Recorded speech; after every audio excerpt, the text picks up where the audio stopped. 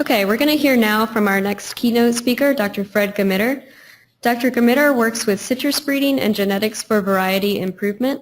One of the tools he uses is genomic research to develop efficient ways to select improved plants and enable cloning and manipulation of important genes. Dr. Gmitter also uses mutation breeding and tissue culture techniques for seedless variety development. Other areas of interest include germplasm acquisition and applied genetic transformation research. Dr. Gmitter's talk today is titled The Current State of Citrus Breeding, Impending, Calamity, and Genetic Improvement Options. Please join me in welcoming him.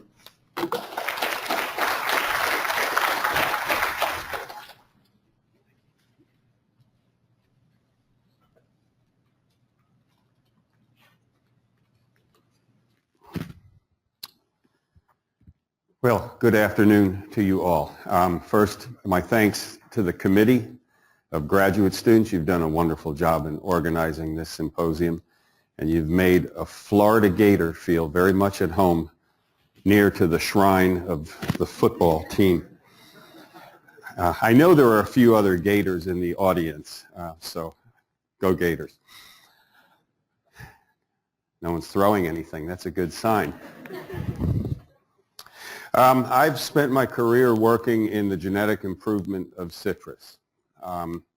We sometimes talk about citrus breeding, but as you'll see, what we do with citrus and genetic improvement is substantially different from a lot of what you've heard today. We have no F5 RILs. That's a foreign concept to us in citrus. Phenotyping is something that takes place over the course of many years.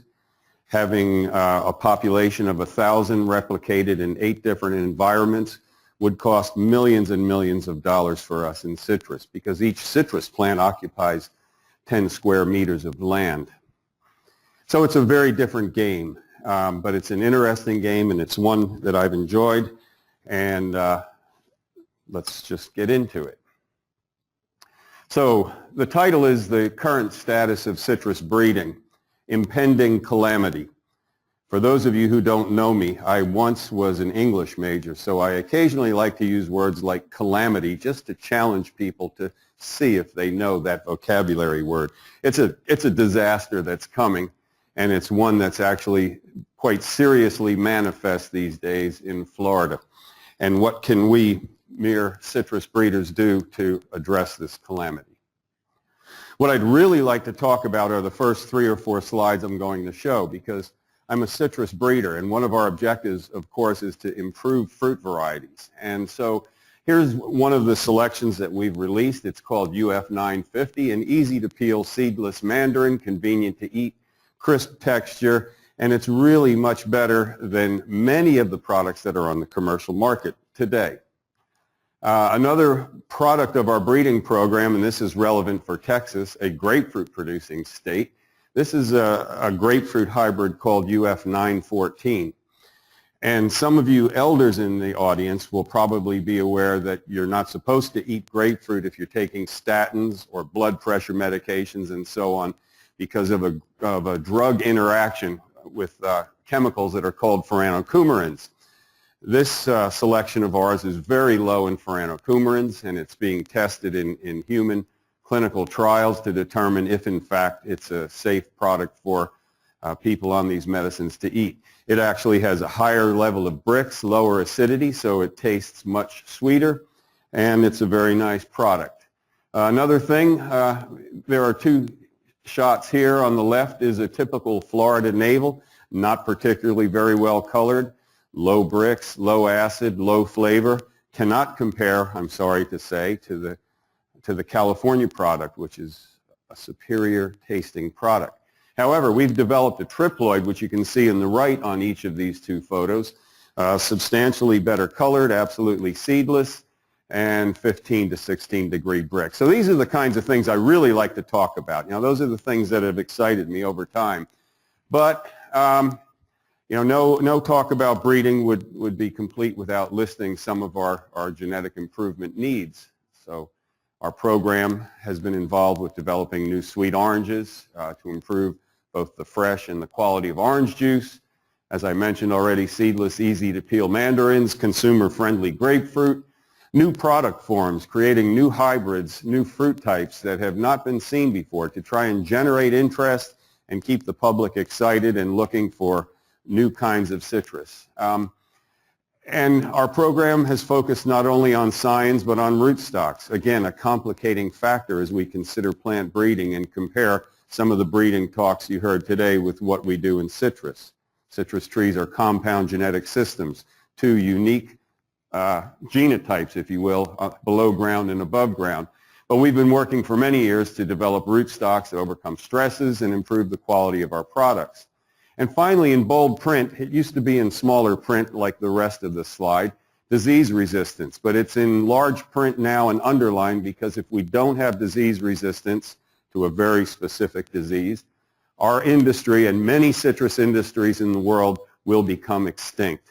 And I'm not over-exaggerating what I say here. So we have the war mentality. For my friend from Punjab, this is the photo of the chief minister of Punjab, and I was in his orchards, and you see some gentlemen there carrying guns. They're protecting him. They're not fighting disease. But in Florida, in fact, we do have this crisis war mentality. And it's sort of illustrated on this slide. In the previous times, we produced somewhere in the neighborhood of 230 to 250 million boxes of citrus fruit on an annual basis.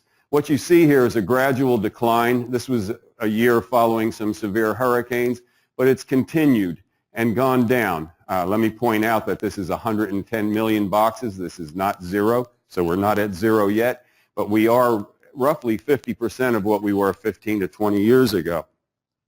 Most of this is the consequence of a disease called Huanglongbing, or citrus greening. Let me go back and say a little bit more about this. Our industry is worth about $1.1 to $1.2 billion a year to the growers. And if you look at the multiplicative effects of economic impact of this industry in the state, it's worth somewhere in the neighborhood of $9 to $11 billion a year. So this is a substantial industry. And as we're seeing these declines in production, we're seeing families that have been in the business for 3 and 4 generations leaving the business because of a sense of hopelessness with this disease. We've seen packing houses, some of which have been, again, within the families for 3 and 4 generations, closing their doors. Tens of thousands of people are losing their jobs in Florida on an annual basis as a consequence of this disease. So it is quite a serious matter for us. Some genetic improvement facts regarding citrus. It's a cross-pollinated diploid. It has a fairly small genome, predicted by flow cytometry to be that size, but as we've sequenced several genomes, we've come to know it's smaller than that.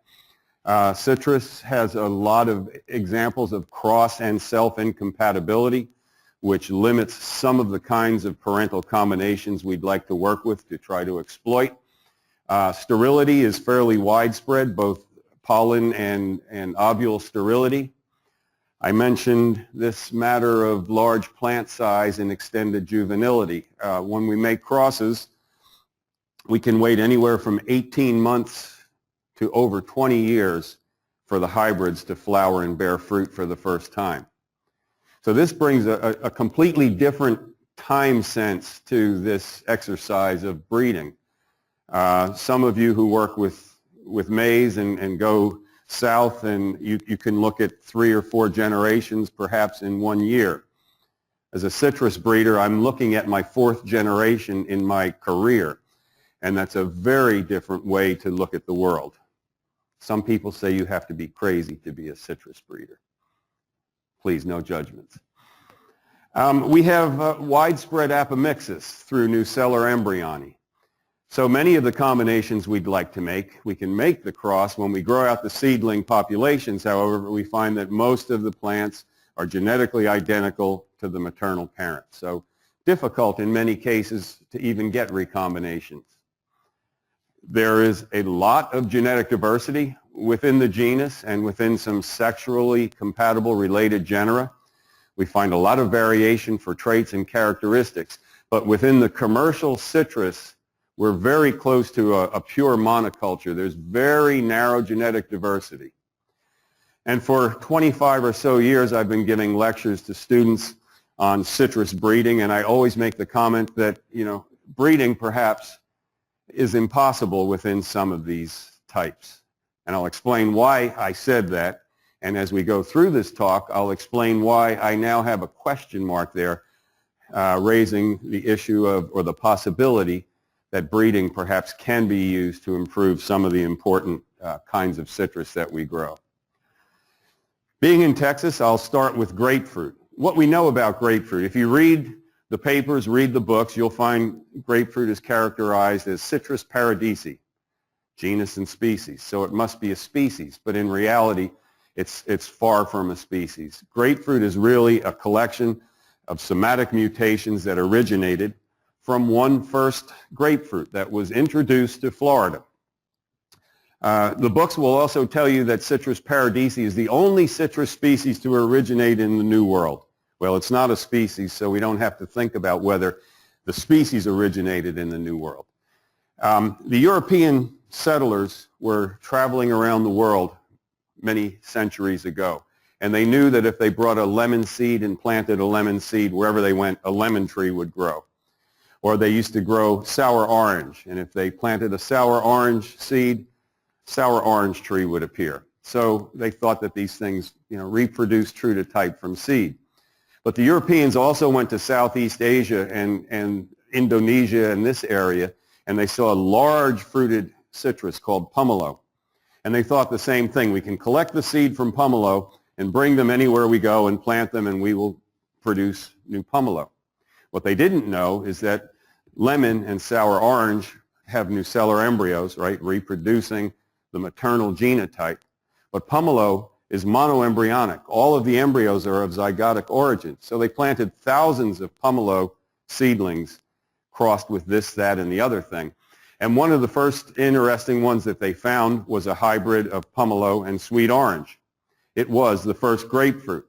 And this was introduced into Florida.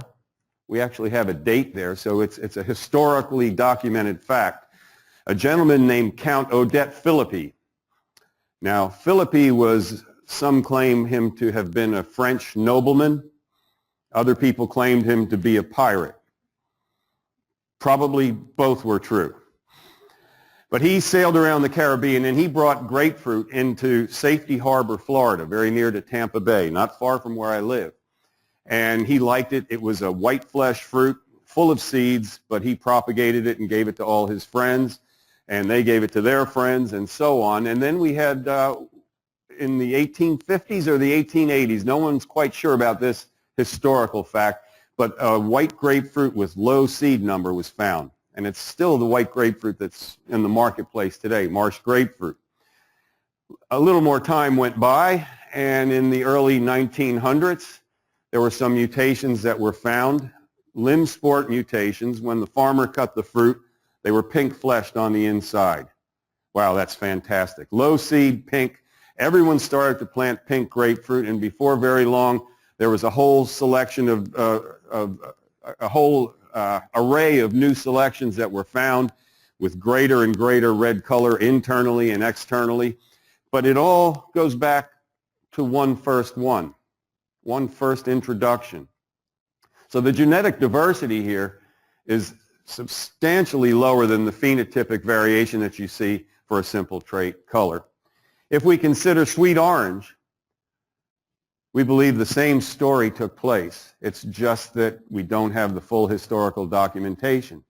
So sweet orange presumably originated perhaps 3,000 years ago as a single individual tree somewhere in southern China, most likely. It's also a species, Citrus sinensis, but again, it's not a species. It's the same collection of somatic mutations that have accumulated. So when we want to try to make crosses, if we want to take an early maturing orange and a late maturing orange and cross them, we have sterility, we have sexual incompatibility, we have nucellar embryony, and if we ever find a hybrid between those two oranges, they're usually very weak, poorly growing plants, and the fruit that they bear barely resemble a sweet orange. You couldn't sell them in the trade as sweet orange.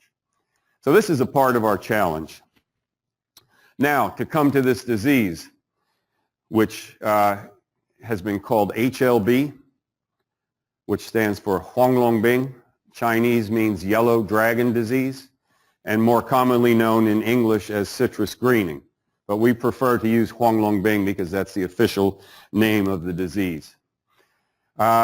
Questions arise. Is there any natural resistance in the gene pool? Naturally occurring tolerance?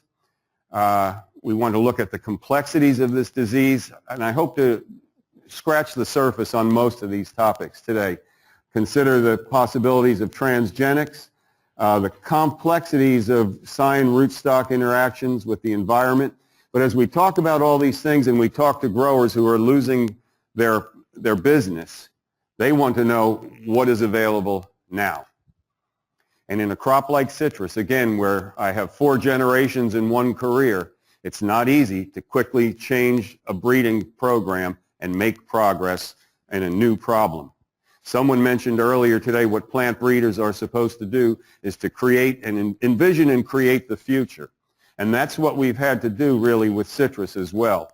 We've done a lot of work over the years creating new kinds of genetic combinations, and many times administrators would come to us and say, your program is too broad. You need to focus on the needs of the industry. But the needs of the industry change every few years. But to move this big breeding ship, it's trying to move a large vessel that moves slowly, cannot happen. So we have to be busy as breeders creating a suite of possibilities for the future. And because we've done that, I hope to show you that we have some hope for our industry moving forward. So this is how Huanglongbing starts. The Asian citrus psyllid you can see right here on this leaf, a very unwelcome visitor. This visitor came to Florida in 1998. It was first found, and it spread throughout the state, and our industry did nothing to stop it because we knew it vectored greening, but we incorrectly assumed that we didn't have greening. We didn't have HLB in Florida. In 2005, we had an uh-oh moment when we found the first infected tree near Miami. And we immediately began to look through the state from the east to the west and south to the north. And every 5 miles we looked, we found the disease was present. So this horse quickly got out of the barn long before we knew what we were doing. This is how it starts. An impending disaster. You begin to see these so-called blotchy mottled leaves. And before very long, you start to see symptoms on fruit, a very typical color inversion on mandarins, more severe symptoms on the leaves, and soon you have a disaster. This is a photograph in Guangdong province taken in 2008. Our citrus growers sent me and my colleague here, Dr. Chen Chunxian, to Guangdong and a few other places in China to look for so-called escape trees, that is, those rare trees that perhaps escape the disease. And they sent us there because they knew the problem was very severe and we didn't have a severe problem in Florida. But now, this is what most of Florida looks like. You cannot find a citrus orchard in Florida today that does not have Huanglongbing. And it's at the point now in time where you will have a very difficult time to find a single individual tree that doesn't show symptoms of this disease. We think we're 100% infected. The kinds of problems it causes on the fruit, misshapen, poor quality fruit, and so on. So what is this problem that we're facing? It's an insect-vectored phloem-limited bacterium, Candidatus liberibacter asiaticus. It has a latency period of 6 months to over 3.5 years. So you can have an infected tree and see no symptoms for years. Meanwhile, the insect is moving the pathogen all over the place, and when you begin to see symptoms, it's already far too late. The dogma is there's no known genetic resistance within citrus. We've had an opportunity to explore this issue and found, in fact, there are highly tolerant types. We'll get into that shortly. It's been known in Asia since the early 1900s, late 1800s, found in Brazil in 2004, Florida 2005. It's spread essentially throughout South America and North America. It's in Texas now, spreading more rapidly than anyone hoped, and potentially in California. The pathologists will tell us that to control this disease, we should be planting pathogen-free stock. That's not a problem. We've been doing that for 10 to 15 years. We have to control the psyllid. It's very difficult. These psyllids are very prolific multipliers in and of themselves. And we should find the infected trees and remove them. So when the pathologists first told the growers in South Florida that they had to follow this protocol, the growers immediately said, wait a minute, 25% of my trees are infected. You're asking me to remove those. And the epidemiologist told me that for every one tree I see with symptoms, there are 3 more without symptoms.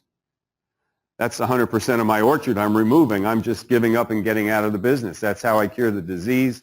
No, that's how I go out of business. And so most of the growers in Florida refuse to go along with this program. And as a consequence, unfortunately, we're 100% infected with this disease. It is the greatest biological threat to global citrus production in the world. It's not like any other disease we've ever had to deal with. In simple terms, what happens is starch accumulates in the upper part of the plant. This accumulation of starch interferes with chloroplast function. You get these blotchy mottled leaves. You have a plugging of the phloem, and as a consequence, reserves are not translocated to the root system. The root system begins to decline, has a more difficult time to bring up water and nutrients from the soil, and you quickly get into a cycle where the plant is declining and going to death. We look at the range of citrus germplasm, and we find sweet orange is among the most sensitive. Florida is primarily a sweet orange producing state.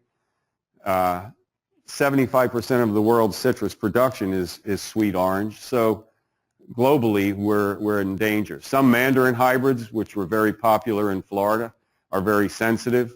Some of the pomelos are sensitive, less sensitive, but still highly infectable and prone to decline is grapefruit, some other mandarins. And we get down here into some of the acid-type fruit, lemons, limes, other pomelo varieties, and certain mandarins show high levels of tolerance to the disease. And then we have a relative of citrus, Poncirus trifoliata, which is sexually compatible. It's a deciduous plant. It's inedible, but it's incredibly tolerant to this disease. We can graft inoculate. We can find very rarely some symptoms. With qPCR, we sometimes detect a little bit of the bacterium, but never a huge load. And this is being looked at now as a resource for resistance. A grand experiment in natural selection.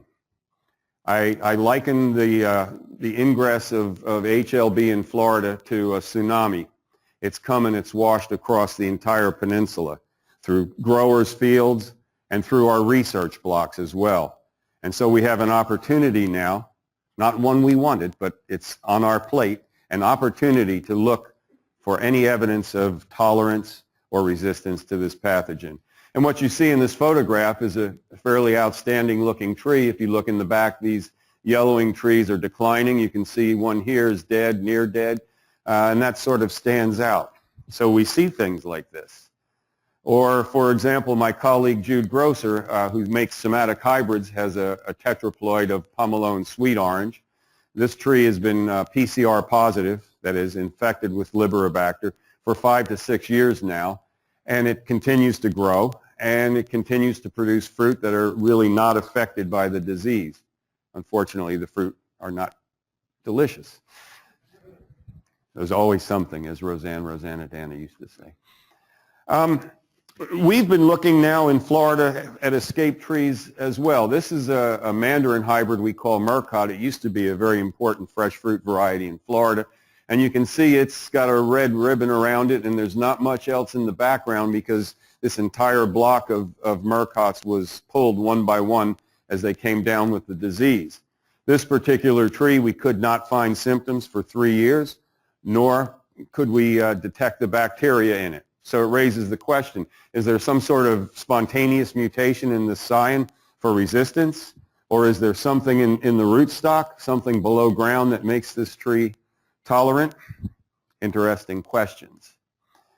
Survivor trees. We see things such as this in Florida now. Obviously, that one's not a survivor. These are struggling, and here's a dark green tree. What are these guys doing? What is the cause? So we're chasing wild geese, if you will, because our industry is so desperate. We can't ignore this opportunity. We can't ignore the possibility that one of these may be a miracle. And so I'm a plant breeder, and I know what the probabilities are, but I'm a member of the citrus community, and I understand the need and the urgency. So we're looking at these kinds of things, collecting material, looking to see, asking questions, is it a mutation of the scion? Is there a mutation in the rootstock, or is it possible that the rootstock is a zygotic seedling? I should say that we propagate citrus rootstocks from seed. They produce nucellar embryos. We grow the trees from seed. There's a certain frequency of off-types. Perhaps that's what's going on. We have microbiologists looking at the soil microbial communities. Are there some bacteria or fungi or other microorganisms that are doing something to modify the root environment or producing antibiotics that are being taken up by the tree and inhibiting the growth of the bacteria? We don't know. But we're propagating and testing these trees, the rootstocks and the soil chemistry and so on. I show here the first variety that was released from our citrus breeding program. And I'll draw your attention to this bottom photograph here. This was taken in December 2014. It doesn't look anything like those horrible looking trees I showed you earlier, where the canopies were yellow and everything was dying. It is infectable. These are the blotchy mottle symptoms. But this is a variety that turns out is incredibly tolerant. And we released this 2008, I think, right around the time this disease epidemic was taking off. And it was the worst possible time in the history of Florida citrus that we could have released a new cultivar. Worst possible time. No one wanted to plant anything with the uncertainty. So there were about 200 acres of this that went out. And now growers have seen a few of the blocks of this variety, and suddenly there's a huge demand for budwood of this tree to propagate. Unfortunately, it's not a sweet orange, so we can't use it as a juice product per se. But interesting that we can find things like this naturally occurring that are tolerating this disease. So, as a scientist, we want to ask questions. You know, what are the genetic mechanisms that are underlying these apparently tolerant phenotypes? To answer the next question, what genes can be targeted to increase tolerance or create resistance in normal commercial citrus cultivars? So we're doing some work now, have been for a while, comparing what happens in sensitive sweet orange with tolerant rough lemon. And we've used a number of different tools, microscopy, transcriptomics, metabolomics, proteomics, to try and understand systematically what's going on with some of these plants. This is an experiment recently concluded where we used RNA-seq technology. Again, our sweet orange and rough lemon. These photos are 2 years after inoculation. You can see the control sweet orange and the infected sweet orange pretty much dead or nearly dead. When we look at the rough lemon, it's substantially different. Now you might ask why all the leaves are up on the top and there's nothing down below. Well, that's because we were sampling these guys every 2 weeks to get a time course, to look at changes in the transcriptome over time. 3 biological replicates. And another thing I should point out, that these were graft inoculated with a selection called Carrizo, which is a rootstock hybrid. And Carrizo has a gene for immunity to a virus called citrus tristeza virus, which also is a phloem-limited pathogen, just like the Liberibacter. So we wanted to, as we looked at the interaction of plant and host and pathogen, we wanted to exclude any other involvement of other pathogens in this. So we ran our Liberibacter through this chorizo, and that's what we've used. And we monitored for HLB, and at 23 weeks after inoculation, we saw symptoms and we could detect the bacteria. Some interesting things happened. On the top is rough lemon, and the first panel across here is the same as here. This is just a closer blow-up of what's going on. And down below, sweet orange. And we have our controls, uninfected. We have asymptomatic leaves from trees that were already proven to be infected, and symptomatic leaves. And basically what you can see, if you look closely in the normals, you see normal phloem, normal xylem, in both sweet orange and in rough lemon. In the asymptomatic rough lemons, we begin to see some problems with phloem, but more serious problems developing in the phloem of the asymptomatic leaves. And as we look at fully symptomatic, we see phloem damage, but we also still see some healthy phloem tissue in the rough lemon.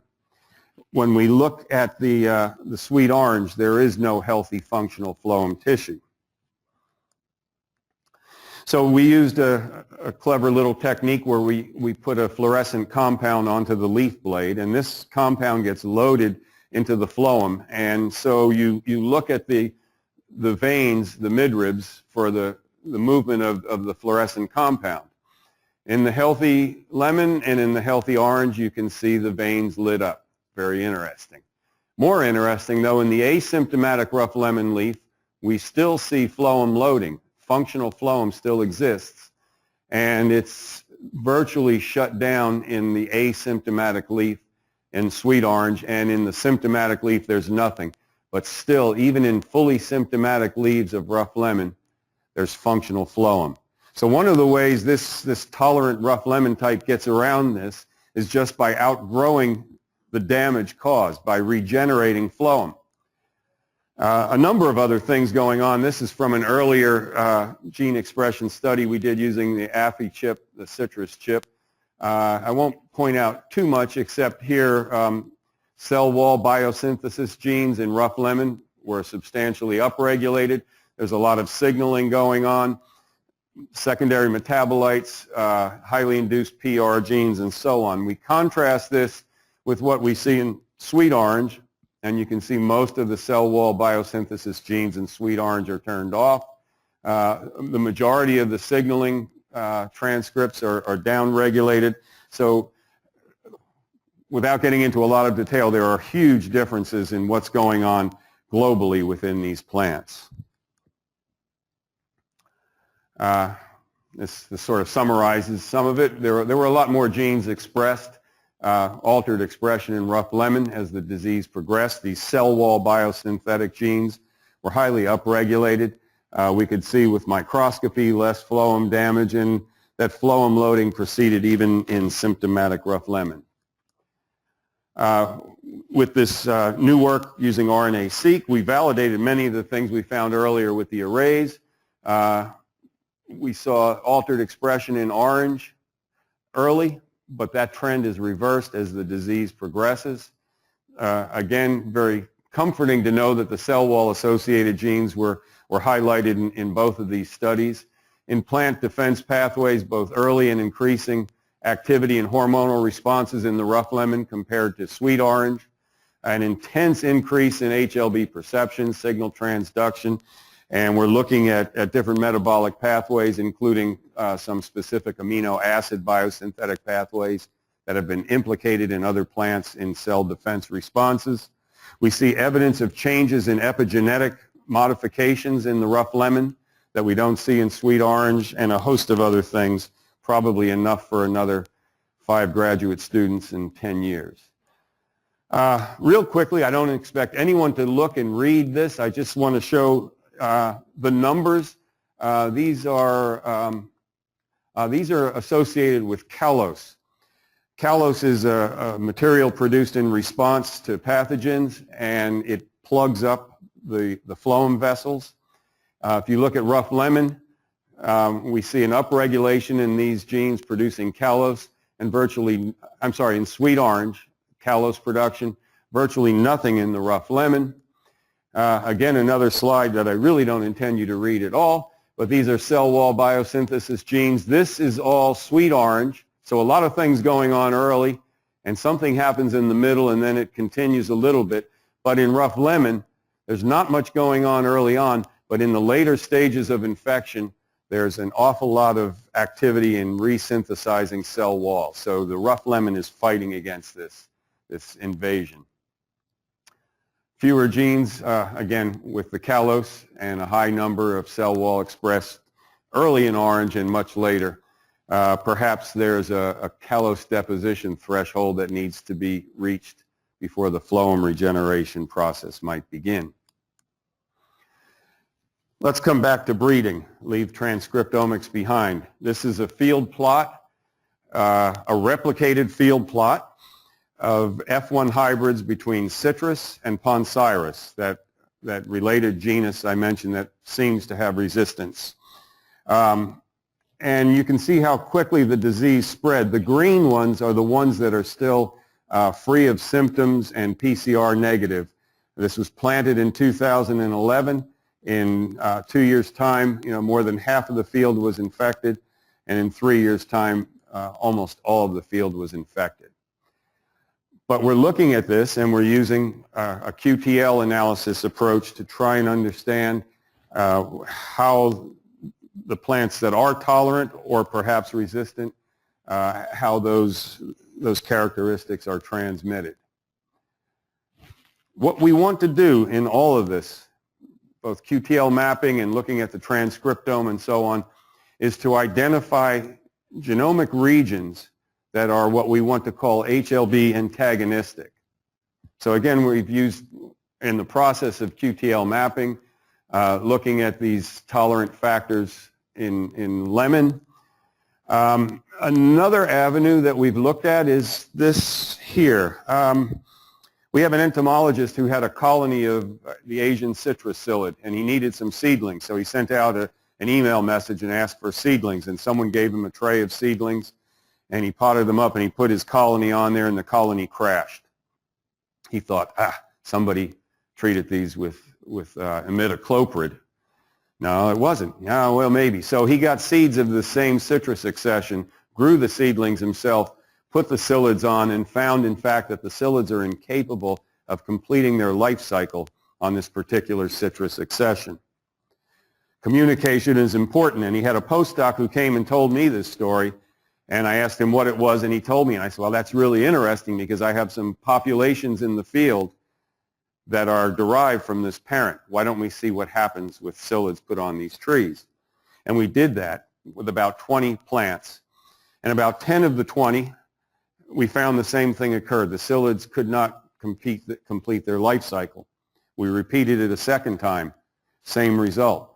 So we're in the process now of analyzing these plants in the greenhouse in a more controlled, replicated fashion, and it looks like there is something heritable from this particular kind of citrus that doesn't allow the psyllid to complete its life cycle. So we begin to get bits and pieces that we want to put together to make plants that can tolerate this pathosystem.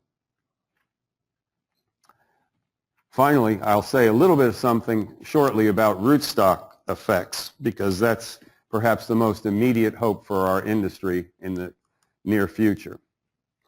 I've been involved with the International Citrus Genome Consortium for many years. I led the citrus part of that consortium, and in May of this past year, we published a paper in Nature Biotechnology where we did some comparative analysis of a number of different genomes, including our,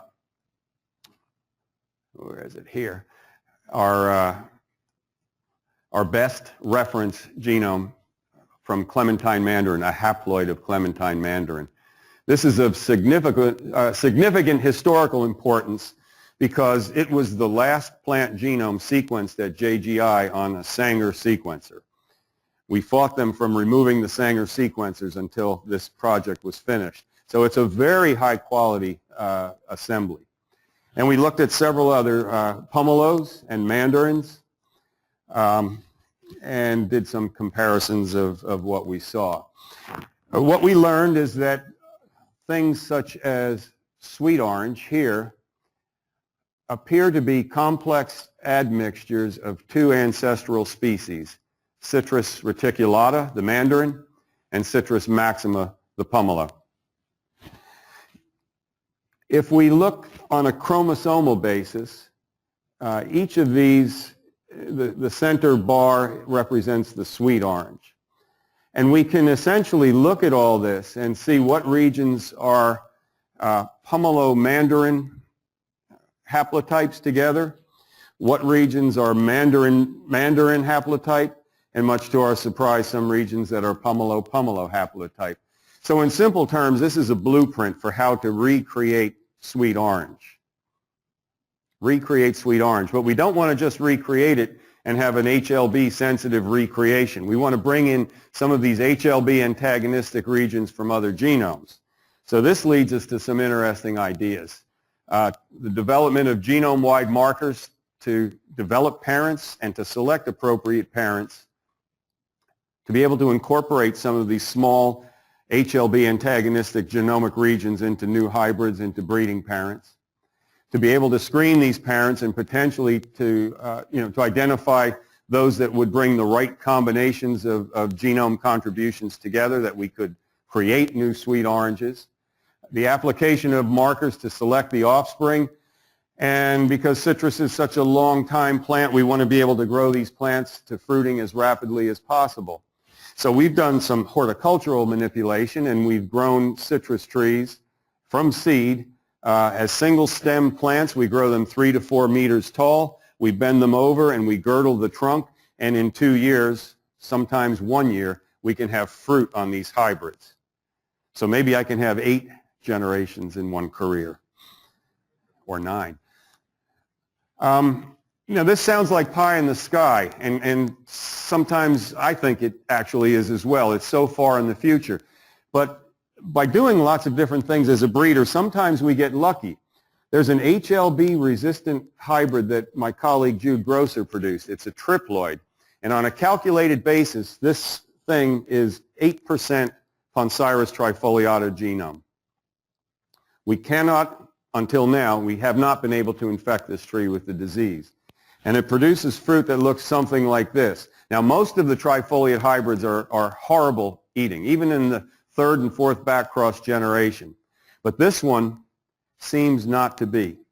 We've been working to develop new sweet oranges, and we routinely give bushel bags of our selections to some of the major juice processing companies. They process it and they give it to their trained taste panels. And we snuck a bag of this stuff in there one time, figuring it was going to come out with a red flag on it. It didn't. They couldn't tell any difference between this juice. Trained tasters for the major beverage companies couldn't tell the difference between this juice and ordinary sweet orange. So this idea is possible. This tree has some other horticultural problems. It drops half of its fruit because it splits when it rains. So we're not quite there. But the concept, this is proof of the concept that this is possible. Okay, rootstock-mediated responses. We're seeing lots of different things with rootstocks. Somehow I think my slides got out of order. Yeah, sorry about that. Okay, very briefly, transgenics. There's a lot going on with genes from other organisms, artificial constructs, and so on. This is a transgenic tree. You can see here doing much better than its relatives, containing a Lima antibacterial peptide with all of the baggage of kanamycin and GUS and viral promoters. Another one, we're getting a little bit closer. We have an NPR1 gene from Arabidopsis, again giving a very nice response in the field. We've worked with the PETA gene from rice, PETA2 gene from rice, and found some plants that we haven't been able to infect. But again, all of these have this baggage, and so we're looking for alternatives. And among these are, to develop transformation systems that are using all plant-derived or all citrus-derived sequences, including promoters and terminators, perhaps disease resistance genes, and developing selectable markers. Or to move one step further and to develop a marker-free transformation system. There's a new project that we have that's funded by the USDA, NIFA, Specialty Crop Research Initiative for Citrus, a new project to select and validate target genes, looking at genome editing technologies, and if we're successful, the next big question will be, will these kinds of plants overcome consumer resistance to consuming GMO orange juice? Everyone eats Doritos, so I don't quite understand what's the problem with the orange juice, but they say it's a more wholesome product than Doritos, and so it should be a good thing. So lastly, rootstock trials. This is a very healthy tree appearing in a trial that we have on the East Coast. You can see really unhealthy looking trees there. Again, in the foreground, you see a very unhappy tree that you can see through. See the branches. In the background, you can see two trees here. They're infected with the pathogen. We can find symptoms, but they continue to grow. They continue to be mostly dark green and set good crops of normal fruit. Again, they're all infected. This is increasing severity. There's nothing at 0, which would mean no symptoms. So our best rootstocks have some symptoms, but you can see these green bars here indicating high yields. Now, our growers have been so desperate for solutions that they've pushed us to release some of these rootstocks where we have very little horticultural performance data. But we've released 17 rootstocks that are being propagated by tissue culture to try and provide a solution for our growers. Those rootstocks were not selected. These are. We graft new rootstock hybrids with infected budwood. Some grow out well, others do not. We take them to the field and we continue to push them through what my colleague Jude calls the gauntlet, and there we have it. So what is the future? The future is always uncertain. It's never a straight path. If you take the straight path, you're going to be wet. But as a horticulturist, I'm optimistic there's a bright side waiting for us over there.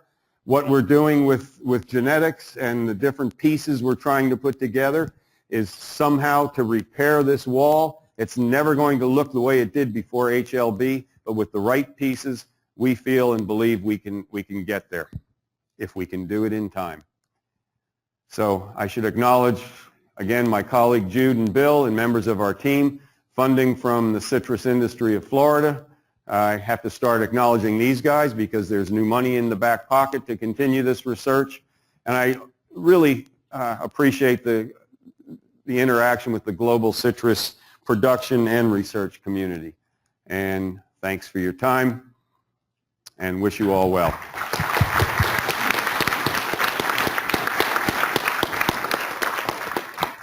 We have about 10 minutes for questions.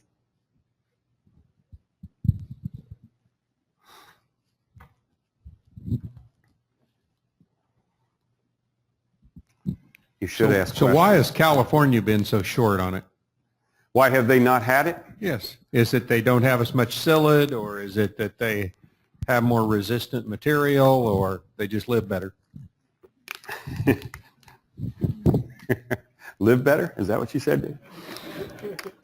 We live well in Florida.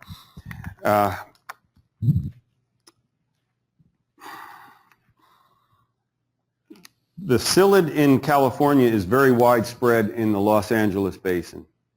Very widespread. They tried to eradicate it, and that was an impossibility. They've been fighting to keep it from getting up into the Central Valley, which is where the majority of the citrus production is located.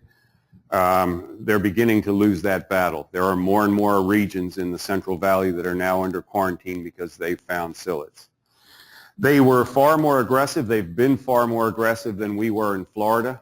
We spent 7 years ignoring the psyllid with the false assumption that we didn't have the pathogen. They saw the mistakes we made, and they were determined not to allow that to happen.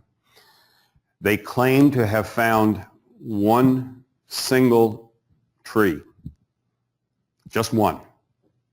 I don't believe that. I don't think anyone in California believes that.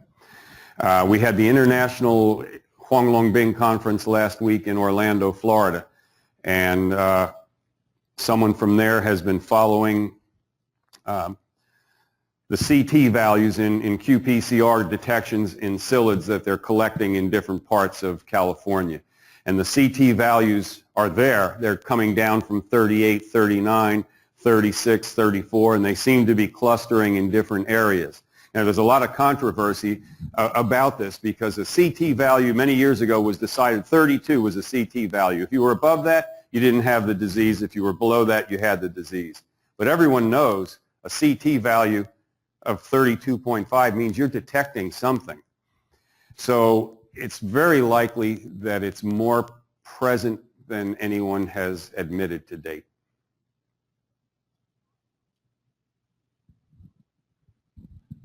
Excellent presentation. Thank you very much. Thank you. If you come out with something that might work for the grower now, it might take, what, 7, 10 years before production gets back to a normal level, or in the 200-something million of boxes that you had. What is going to happen to the industry in the meantime? It's going to obviously continue to decline below 100,000 million boxes. Is the industry going to survive? That's question one. And question two is the market ready for transgenic oranges? I'll answer question one.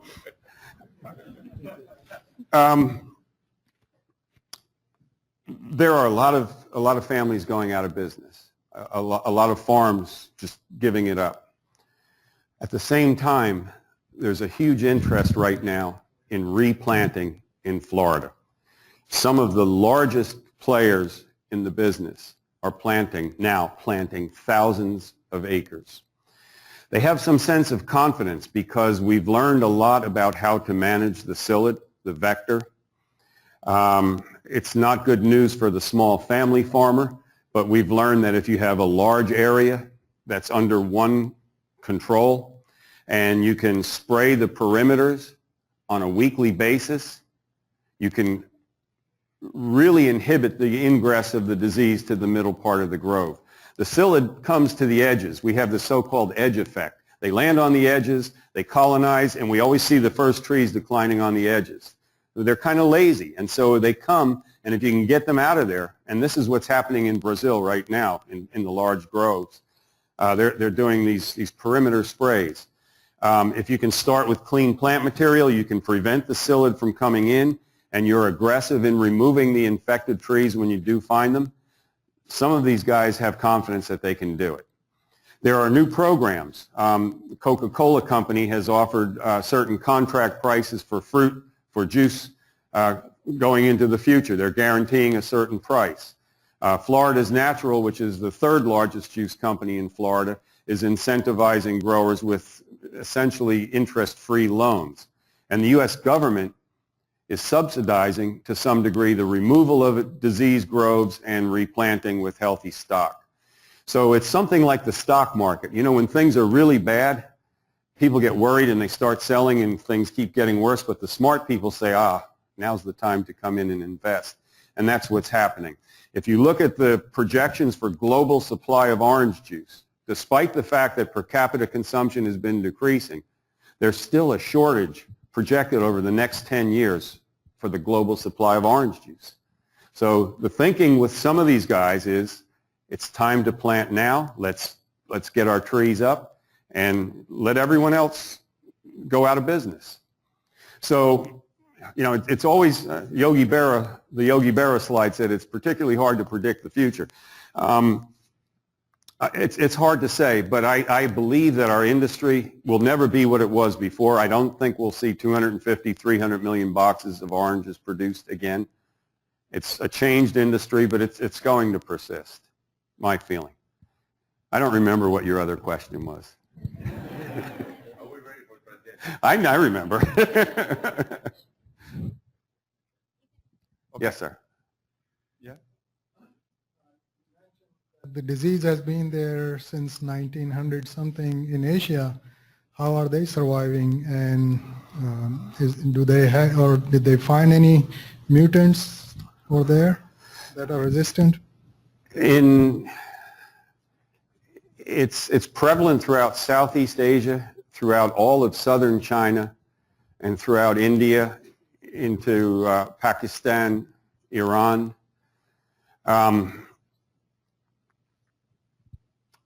In some places, the environment doesn't allow the disease to be as severe as others. I was in Punjab. You saw the photo there. They have psyllids everywhere, but they also have extremely high temperatures for 4 or 5 weeks every year. Solid 4 or 5 weeks, very high temperatures. And one of the things that's going on in Florida right now, they're using thermal therapy. They're actually steaming trees to knock the population down and try and get 2 or 3 more years production. So in Punjab, an area like that with high temperatures, there's sort of a natural thermal therapy. You don't see, in the desert area, you don't see severe symptoms on the trees. But the growers told me every year 10 to 15% of the fruit that come into the packing house have that inversion, the orange, red on top and green on the bottom. So the disease is there. In China, in the Yangtze River Valley, in Chongqing and more northern places, it routinely gets very cold every winter for 4 or 5 or 6 weeks, below freezing temperatures, and the psyllids don't survive. So those regions are HLB free. In southern China, there are some areas where citrus production has virtually been wiped out. There are other areas where they've found certain cultivars that seem to be more tolerant, and they produce fruit that ripen just in time for the Asian New Year festival. So they're a very high value product. That's another part of this disease. It's really a question of economics in the end, once you have the disease. What can you do? What factors can you manipulate to keep the grower in the black and not in the red? If you go in the red, the party's over. Business is over. We have a question from one of our webinar attendees, and I think they get a little bit more wordy when they can type things out. So, through the use of apple latent spherical virus vectors to promote certain genes and silence others, apple tree seedlings can be forced to flower in their first year and produce fruit with viable seeds. Is there a similar system in the works for citrus varieties, and can you see it being used effectively in genetic studies or rapid breeding for new cultivars to help beat HLB? Yes. Yes. Different labs are looking at such a system. Yeah. There's been work with early flowering genes as well, and introgressing those and then crossing them out. So yeah, people are looking at that. Thanks for the question. Fred, anyone work on the clone the genes, try to clone the genes? Is it complicated trait? Is it a complicated trait? We have no idea what genes. We have some idea what genes we need to be looking at, but there are so many different aspects to this disease and how it's manifest in the plant. The host pathogen interaction is very complicated. I didn't go into all the stuff about what we found out by looking at the transcriptome and the proteome, but so many different fundamental processes are altered by this disease, and the challenge is to identify what are the things that should be targeted. Our new project will be trying to narrow down a list of 1,000 genes to a very few that we can begin to consider modifying. I think the genes that control the resistance can be cloned very quickly. You can clone anything that you can identify. The challenge is to know which are really the ones. Yeah, but I think you can clone. After you clone, you should know this. We'll find out. Yeah, I'm serious. I am too. You know me, Huanglongbing. I'm a serious guy. I have a question about the insect right here. Oh, right in front. Yeah. Sorry. So it acquires the bacteria from the environment. Has anyone looked at the effects of being a host to the bacteria? Is that something, fitness effects of being a host to the bacteria, and maybe that's something you could capitalize on from a standpoint of controlling the insect? Yes. Again, it's a yes answer. A number of different entomologists and vector entomologists are looking at what happens with the host. They're looking at endosymbionts within the host. When I talk to different audiences around the world unfamiliar with the situation, we get a lot of good ideas like yours. Has anyone done this? And because this is such a serious disease and because there's been so much money being thrown at it, so many ideas are being explored. I have yet to hear a new idea that's not already been funded in 2 or 3 different labs. But that's one of the things that people are really looking at. People are looking at modifying the psyllid so it would be incapable of transmitting the bacteria. All sorts of, anything you can imagine. Okay. If there are no more questions, we're going to take a break now, and we'll be back around 3:30 for our next speaker. Okay.